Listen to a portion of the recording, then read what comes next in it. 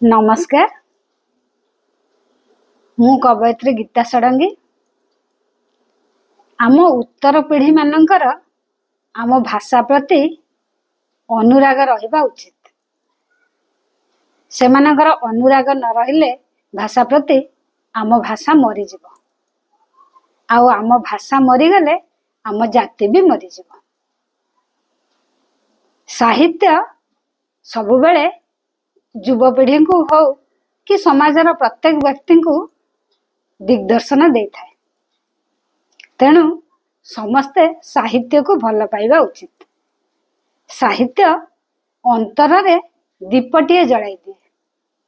अंतर को आलोकित करने सहित मानसिक विकास मध्य करिथाए। तेणु समस्तंकर साहित्य प्रीति रहिबा दरकार। आजिकाली कवि लेखक माने साहित्य नाहरे जहाँ इच्छा ता लिखुचंती, किंतु सेमिति करिबा उचित नुहे। साहित्य सबुबेले समाजर हितरे लेखा जिबा उचित।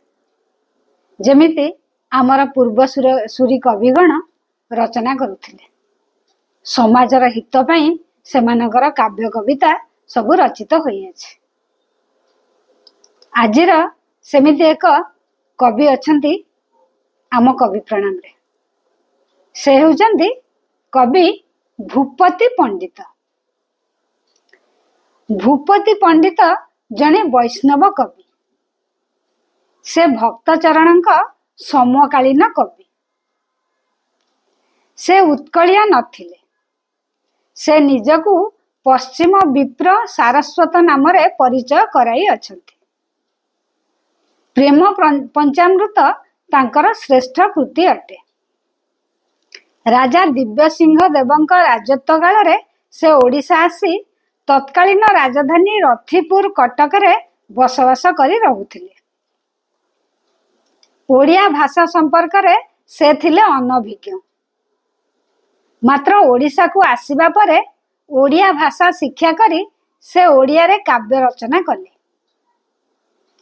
कवि भूपति पंडितंक भाषा रे पश्चिम भाषा रे कवित्व, बंगला भाषा तिरिहत्र, उत्कल भाषा नवशिक्षा, आंभर वैष्णव दीक्षा।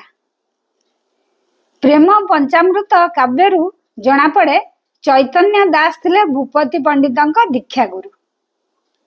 चैतन्य दास गोपिका भक्ति मार्गर साधक थिले। तांकर प्रेरणारु भूपति ओडिया भाषा शिक्षा करी गोपिका भक्ति तत्व समन्वित बहु पुस्तक रचना करथिले। प्रेम पंचामृत उद्धव चौतीसा व्यतीत भूपति पंडित अन्यान्य बहु गोपी तत्व ग्रंथ रचना करथिले। यथा आज्ञा होइला ताहांकर उत्कल भाषा काव्यकर, चौतीसा चौपदी गीत वर्ण श्री गोविंद रचित, ताहांक आज्ञा घेनी सिरे मन श्रीकृष्ण चरण रे, तहित गोविंद चरित, चौतीसा चौपदी गीत करई बुद्धि अनुसारे, सुनाई ताहांक छामुरे। केतेक खळ लोक तांको कवित्व विरुद्ध रे राजा दिव्य सिंह देवंक पाखरे अभियोग आनिथिले। राजा कोप तांको उपरे पड़िथिला। तांको कवित्वर परीक्षा पई राजा आज्ञा करथिले। यथा पंडित अट जेबे तुम्भे, ग्रंथ उच्चार मन दंभे, श्री भागवत रे नथिब, पद श्रीकृष्ण युक्त हेब, एमंत आज्ञा मु पाइली, अपर दिने काव्य कली।